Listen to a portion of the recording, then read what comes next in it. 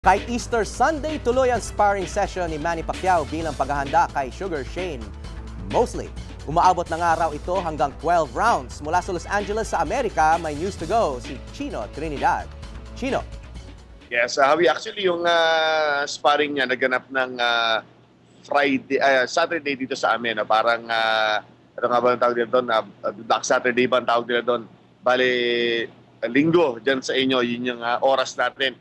12 rounds, yun yung tinatawag na peak day ng tinatawag na ensayo ni Manny Pacquiao. But before that, nakita natin dito kung gaano yung pagiging deboto na isang Katoliko ni Manny Pacquiao na pagkatapos ng kanyang peak day na yon, ang kanyang immediate na ginawa. Usually kasi yung tatambay dun sa tabing, meron siyang shop doon parang apparel shop niya at meron din mga nagpapatato doon, tambayan yon. Usually doon siya dumidiretso o kundi magpa-practice siya ng kanyang banda para doon sa kanilang singing yata pagkatapos ng kanyang laban. May concert siya sa MGM at isa dito po sa Ontario. Hindi yun ang inatupag niya. Dumiretso siya doon sa Christ the King Church dito po sa West Hollywood. At kulang-kulang na 3 oras o 4 na oras yata inabot niya doon. Parang yung ginagawa ng karamihan sa atin, yung Easter Vigil Mass, yung nakagista ng marami sa atin bago matutong magbulakbol sa mga resort at yung mga iba-ibang ginagawa kapag Holy Week, lalong-lalo yung Good Friday at saka yung Black Saturday. Napagpapakita sa inyo kung anong klase, kung gaano talagang tinake to heart ng isang Manny Pacquiao kanyang pagiging katolikong tunay. Yun ang storya dito. Tapos, ang storya rin dito, yung sinasabi ng marami na, ano ba ito si Manny Pacquiao? Is he taking this fight seriously? Ano ba yung mindset ng isang Manny Pacquiao pagpasok ng laban na ito na ngayon, officially, dito po, dahil rest day niya ito. Ang ginagawa ni Manny Pacquiao sa mga oras na ito, kanina kasi nagkaroon siya ng bali Easter na sa amin dito. Ang uso para dito, yung totoong Easter egg hunt. No?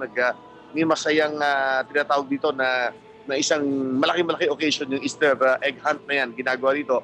Pero para kay Manny Pacquiao, oras para magsimba una-una. So nagsimba na siya kagabi, nagsimba pa rin siya. Di ba ganun yung ginagawa natin dyan Kasama yung kanya may bahay na si Jinky, doon po sa Christ the King Church na yon.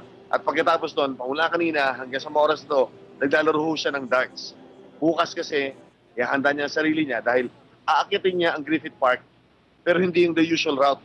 Meron siya pupuntahan na mas mahirap, talagang yung bundok sa likod kung saan halos didikit na siya doon sa Hollywood sign, yun ang schedule niya. Bakit niya gagawin yun? Yun ang sukatan niya para malaman yung kanyang readiness para doon sa kanya pagtakbo o yung kanyang kondisyon, yung kanyang cardiovascular endurance. Doon niya masusukat, doon niya malalaman kung gano'n siya kahanda 2 weeks before the fight, Howie. Chino, balita namin sa mga pustahan dyan, yamado si Manny Pacquiao. 8-1 in favor of Manny ang odds. Nakakagulat ba ito o normal lang yan kapag si Pacquiao ang lalaban? Kung ganito ang stature mo sa laban na nauubos na yung humaharap sa iyo na kailangan lumabang ka ng beyond your playing weight o yung fighting weight mo, natural na i-install ka nila as the odds-on favorite. Lagpas-lagpas ka para pag sinabing 8-1, paano ka pa pupusta nun sa isang Manny Pacquiao? Sobra sa yamado yung taya.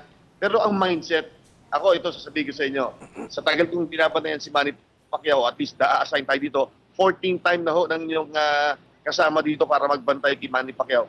Hindi ko nakikita yung attitude niya dito na nagbago, nag-diminish. Kahit na alam niya na ang kalaban niya, may katandaan na dahil 39, hindi ko sinasabing pag 39 kayo, matanda na kayo. Pero si Sugar Shane Mosley, pushing 40, tapos yung kanya po mileage bilang isang boksero, napakataas na.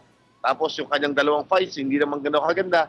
Hindi mo makikita sa mata o sa pag-uugali ni Manny Pacquiao na gano'n ang approach niya rito. Hindi niya tinitignan na siya yung yamado at sobrang dihado si Sugar Shane Mosley. Yung mga pusta-pusta na yan, itatabi niya yan. Importante sa kanya, he performs and that he performs well pagdating po ng May 7 doon sa Las Vegas. Chino, may pahabol na tanong. No? Kasalukuyan lumalaban din ang Los Angeles Lakers dyan sa LA. No? Nagpapakita ba ng interest si Manny Pacquiao ngayon sa basketball?